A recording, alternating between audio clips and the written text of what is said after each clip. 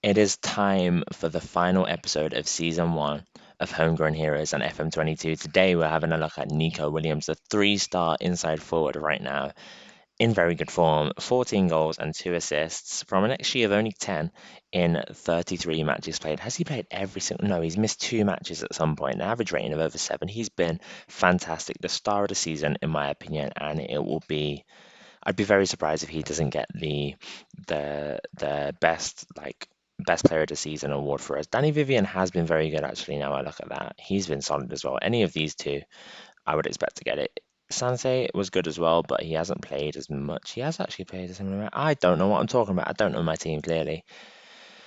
But you can see we're in seventh place. We've got just one game against LGA to play today, and it is so tight. I'm pretty sure if it stays like this, we qualify for Europe. So we need to beat Elche, and we should be okay because we have a better head-to-head record against Getafe, maybe. I don't know. Or do we have more goals scored? Let's take a look. We definitely don't. We've only scored 38 goals this season. Jesus. We need to score more goals. At least I know what the problem is now. I haven't really paid attention to that. We must have a better head-to-head record against Getafe. That's the only explanation. Where's our results? We lost 2-0 to Getafe over here, and we won 2-0. So for some reason, we're above them. In terms of between episodes, we left you off here with a 2-0 loss to Real Sociedad. After that, we beat Valencia 1-0 with a 11th minute penalty from Sanse. Then we lost 2-1 to Espanyol before beating Sevilla 2-0 with 2 goals from Nico Williams. We then got thrashed by Villarreal, absolutely humbled by Villarreal away from home before rescuing it slightly with a 2-1 victory against Vallecano and a 0-0 draw against Atletico Pamplona or CA Osasuna. And that leaves us with a victory needed today against Elche, who are our rivals playing Getafe, are playing against Real Sociedad. So hopefully our arch nemesis can do us some favours there. Celta Vigo doesn't really matter too much, but they're playing Real Madrid and Barcelona are playing against Villarreal. So I tell you what, everyone's got tough games.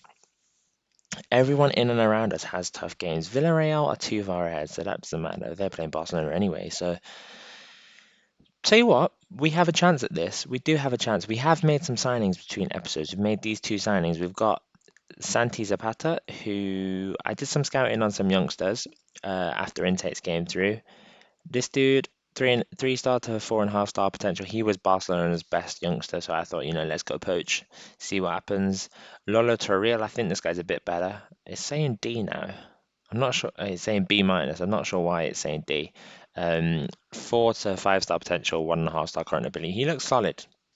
So here we go. This is the team that we're going to be playing. We've got Xabi Jimenez on the bench, who I'd love to bring on if things are going okay, but obviously we can't do that unless we're definitely going to win. It did say that we can secure a place in a Euro Cup 2 at a very worst with a draw or better from our next match. I don't think we can with a draw, unless I'm going crazy. I don't see how a draw secures us the Euro Cup 2 because we need to finish top 7 for a Euro Cup 2, and a draw would secure us P8, right? Yeah, here it's saying a point might be enough to see us qualified, so I am going to go all out for the win just in case. I don't think a point is enough personally, even though it's telling me that it has. We have been really struggling away from home, apparently. We will take a look at everything else, um, at all the stats and all that, like after the match, and do a little season review type thing. Here we go. Our first highlight of the game is Danny Garcia on corners, headed away from the Elche defense, but it comes only as far as Danny Vivian. Uri is already on a yellow card, so we need to pay attention for that. We do have Inigo Martinez on the bench, so we can make a substitution there if we need to. All the way back to Unai Nunes. We've got some players free over here in the middle of the park, but it's a really good tackle from Guti, but it still makes its way to Inaki Williams, into his brother, and Nico Williams, the absolute GOAT. I was just speaking about him prior to the match, and he's scored a banger with his weak foot. I'm pretty sure that is the two brothers linking up. And what a finish from Nico Williams from the edge of the box. It's a really good tackle from Guti, a really good progressive run, sorry, from Unai Nunes as well. And what a finish from the youngster. We have a throw in now. Kappa to Danny Garcia. Back to Kappa. Can we get a ball whipped in here? We're going to play it back to Danny Vivian. And Uri is all the way up here. And tell you, why is he all the way up there? It was a really good shot from him, and he's forced to save from the keeper. And we're going to get a corner out of it, but I'm not sure why Uri was so far up, unless we just had a corner kick or something like that. It's a really nice ball as well, but Inaki Williams heads wide. We were up to sixth for a moment then. I don't know if you noticed in that previous highlight, but we have dropped back down to seventh now, even though we're still in the lead. So I think Barcelona have got an equaliser in their match. This highlight's still carrying on with some very patient play. It's a lovely ball from Danny Garcia up to Monet, and I think I'm going to try utilize him a bit more next season, Danny Garcia, because he's been solid when he's come in. And Nico Williams and Inaki Williams combining once again, that's only Inaki's third goal of the season. He has been one of our biggest underperformers this season. I know he's been injured for such a long time, but 3 goals is not what you want from your star player. At least I thought he was going to be our star player. But it's a very nice, tidy finish. Nico Williams is actually left-footed, so at least now you know that. And Getafe have took the lead against Real Sociedad, so that would mean we would be in eighth if we weren't winning this match. But luckily, we are winning right now. I'm going to say you're doing brilliantly. Keep going. I'm going to take off you, Ryan, and just play everything as safe as I possibly can. Make sure I keep 10 players, 11 players even, on the pitch. And yeah, we'll bring on DeMarcus. I'm going to keep on Nico Williams because he's having such a good game. And yeah, we'll see how the team can do with this. A free kick here, just on the edge of the box. DeMarcus, it's a really good ball in. How is Inaki missed? I think it's offside apparently, but or not? I don't know. Might have been offside, might have not been. Sansei hit the bar, and then Inaki Williams missed a sitter on the rebound. I don't know how he didn't manage to put it in the net. But we're playing well. We need to keep this victory up. 2-0, 2-0 up. We've had over 1 XG. We've limited them to under zero point 0.5, so hopefully we can keep this up. I am going to bring on Sabi Jimenez. I think now is the time that I want to do that. If I take off Sansei, because although he's playing really well, he's quite tired. So we'll bring on Sabi Jimenez. Is it Shabby Jimenez? I think that's probably a bit more like it. We'll bring off Ike Munayin for Nico Serrano, and we'll leave it like that. We've got one more substitution spare in case anyone gets injured or red carded or anything like that. Here we go. Another highlight. Danny Vivian into Jimenez. He's involved on his debut. Nico Williams is in behind here. Can he whip a ball into Inaki? He's going to lay it back to Danny Garcia into Danny Vivian. Very patient play. I do love it when we play some patient stuff like this. It's really, really nice to see. Berenguer, can he whip it in? No, he's going to play it to Serrano, and it's a really good save from Badia at his near post. Here we go. Nico Williams into his brother Inaki. Finds Nico Serrano. What a ball. Another good save from Badia, but we need to be aiming for that far post. It's going to be a lot more chance of success with the shots if we aim for that far post rather than the near post, where the keeper should have it covered. Danny Garcia on the corner. It's a good ball in. They managed to clear it just as far as Nico Serrano. I thought that was going top bins. I thought that was an absolute banger. It's just over the bar from Nico Serrano. And I don't want to say things too soon, but it looks like we might have just done enough here. I'm going to make the final substitution. I think Nico Williams is going to have to come off for Villalibre. Real Sociedad have also equalised against Getafe, and I think Celta Vigo have just conceded again, but Celta Vigo will still be the ones that qualify for European football out of the two of them two teams. In the 92nd minute now, let's see if we can keep this clean sheet in the final game of the season. But it looks like they should have a goal here. They've got Benedetto free in the middle of the box, and it's a solid finish from him. Let's set onto time wasting, and let's just get through these final 30 seconds. There we go. We've managed to beat Elche away from home. A solid performance. It didn't really look in doubt, to be honest, the whole game. Maybe the first 20, 30 minutes or so when there was no highlights, but apart from that, we were solid. And I think that lets us finish in sixth position. I'm not sure if that will give us Euro Cup 2 or Europa League. We'll take a look in just a second. Here we go. We've qualified for the Europa Conference League based on our top six finish, which is what we wanted to do at the start of the season. Celta Vigo did end up finishing eighth, but they have managed to qualify for the Europa League. Atletico Madrid had a stinker of the season down in 10th place. I'm sure we'll see them improving. And I'm pretty sure Espanyol have done a great escape.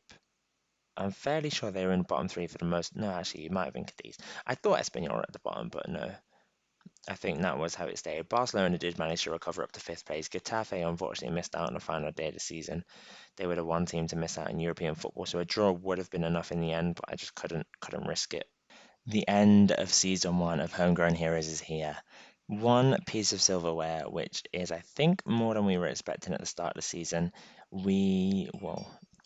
The end of season one of Homegrown Heroes is here with one piece of silverware, the Spanish Super Cup, sitting pretty in our trophy cabinet. for this season, which I think is more than we were expecting at the start of the season. We didn't do too well in the Copa del Rey, and in the league we came top six, which I think we can say is a very successful season. New arrivals, these are just transfers out, so I'm not sure if I should look at that too much. Here we go. Spanish Super Cup, we had Nico Williams being the top scorer. The board were pleased. 0-0 win and on penalties and 3-0 win. Spanish Cup, they were a bit disappointed because were knocked out in the fourth round by Valladolid. And in the first division in La Liga, we qualified for Euro Cup? No, we didn't. We qualified for Euro Cup too. So yeah, still a B minus. So I'll take that. We had some poor performances in there. The ones against Villarreal and Barcelona stick out in my mind. And I don't think we really scored more than 2 or 3 goals in any match. I think Celta Vigo we got three. Did we score more than 3 goals in a game? We did not. So that is definitely something we're going to be trying to improve on next season. Hopefully with the Naki here for the whole season, that will help us out. In terms of the biggest win, it was a 3-0 victory over Espanyol. The match to remember was obviously the derby victory against Real Sociedad. 2-1 victory thanks to Unai Nunes with a 92nd minute header, if I remember rightly.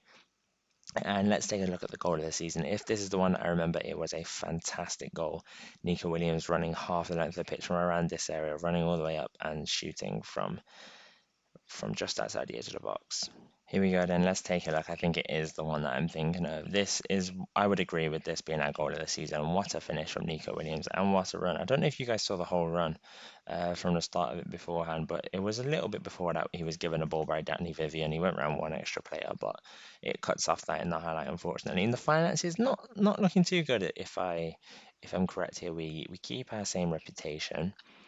Sponsorship, 3.36 mil, 35 mil broadcast revenue. We have nothing really to compare that to last season.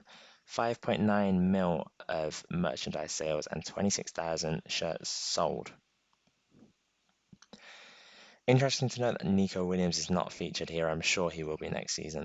And in terms of our best 11, I think it's very surprising to see the only Williams player there is Nico Williams and not Inaki, but he played fantastically. 17 goals and 3 assists. The next top scorer was Raul Garcia. And he scored about half of our goals in the league, Nico Williams did. I'm pretty sure we only scored about 39 goals. I won Manager of the Month for 2 months, September and March. Didn't win Manager of the Year, unfortunately. Player of the season was Danny Vivian. That is fair enough. I think Nico Williams should have got one of those two awards, but Danny Vivian he was great for us as well. Nico Williams, goal of the season and top goal scorer. Most assists being Ike Muniain. Most player of the matches being Nico Williams, and highest average rating being Danny Vivian. Danny Vivian with the most passes completed per 90 minutes. These are some new records here. Uri with the worst discipline with only 4 yellow cards and 1 red card. That's not dreadful. And Zabi Jimenez did take our youngest player in that final game of the season. In terms of our predictions for next season, we're only projected to come in the top half, so they're actually letting us sort of relax a little bit next season. They've got a bit easier objectives for us to reach in the league, but they do want us to reach the quarterfinal of the Europa Conference League. In terms of the XG to goals, Inaki Williams has been very poor based on his XG, and also Inigo Martinez, but he's a defender, so I'm sure that would all be headers and stuff. Ike Muniain didn't score a goal. That is very surprising. And in the team of the season, we had one player. What? Oh, he was named in the team of the season substitutes. Okay, there we go. Unai Simon, the was the substitute goalkeeper. I don't actually think he should have been there, to be honest. I think we have other players who actually Gabriel Paulista did very well. He didn't have as high rating as Danny Vivian, so I personally Danny Vivian in there over Gabriel Paulista. But yeah, Unai Simon managed to get himself in the team of the season. In terms of the manager of the year, that was Jose Bordalas. We didn't even get top three. In terms of the player of the year, it was Maxi Gomez, the striker for Valencia, who had 29 goals in 36 matches. And a Mallorca player, 21 years old, managed to get all the way in here as well. That's really good for him as well. Nico Williams came seventh in the top goal scorer list, and these are some of the player stats that you can see right now. In terms of the league tables in the Prem, it was Man U who won the title, ahead of Liverpool, Man City, Chelsea, and Arsenal, the standard top five there. Actually, there's still one game to go. In the Serie A, it was Inter Milan who won. Pretty standard stuff in there as well. Bundesliga, obviously, it'll be Bayern Munich. Yep. Dortmund, Leipzig, and Wolfsburg as the other teams in Ligue 1. It was PSG with a 9 point gap to Lyon. And we didn't have any new inductees to the favoured personnel list. So that is where we're going to be leaving things. Thank you so much for tuning in to season one of Homegrown Heroes. We'll be back in a couple of days for the start of season two, and we'll see if we can improve on this finish.